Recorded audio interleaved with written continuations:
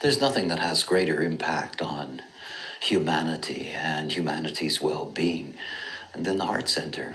The heart center is really an incredible thing. It doesn't look like it when you look at the body graph. It only has 4 gates, and only the head center has fewer. All of the other major centers, they have, anywhere from 8 or 9 or 11 gates. The heart center just has these 4 gates. And yet each and every one of these 4 gates have the potential of having an enormous impact on us, both physically and psychologically. I've talked a lot about the dilemma of the undefined heart center. It's in the heart center that we find willpower. And of course, the undefined heart center becomes a problem. 70% of humanity have undefined heart centers. And what they get stuck with, of course, is this sense that they're not good enough. And in that feeling of not being good enough, the assertion of themselves, making promises, committing themselves to doing things because they think that they'll impress others or they think that they'll be regarded differently. And of course, this open heart center becomes an enormous problem for beings in terms of the way in which the mind traps you and takes you away from what's possible for you.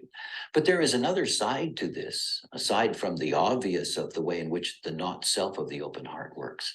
It's about these 4 gates. When you think about the general problems that exist in a society, take the example of heart disease. In the heart center, the 21st gate, its association is with the heart muscle itself. The reality is that heart disease is one of the most common diseases in the world. And the reality is that that is all a byproduct of open heart centers simply not functioning correctly. If you have an undefined heart center and you make a promise and you put all your energy behind that promise, you're putting enormous stress on your heart muscle. You just are. And of course, the heart center itself is more than just the heart. If you go down to the 40th gate, deliverance, you get to the gate of the stomach. And of course, one of the universal dilemmas on this planet, something that is dealt with in primary health system and PHS, is that human beings do not eat correctly. And as a byproduct of that, we have all kinds of problems associated with digestion. And when we go to the 26th gate, we get to the gate of the thymus gland, dealing with the immune system itself and the potential of the immune system to be able to protect itself from disease and from all kinds of things that can interrupt the healthy well-being of the body. And in the 51st gate, we have the gallbladder. And when you think about this heart center, and when you think about it as an open center in 70% of humanity who operate as not self, who are constantly placing that pressure on themselves because they feel that they are unworthy and trying to dig in for a willpower truly that is not there, that they're putting enormous stress on this system. And by the way, it is not just a matter of having an open heart center.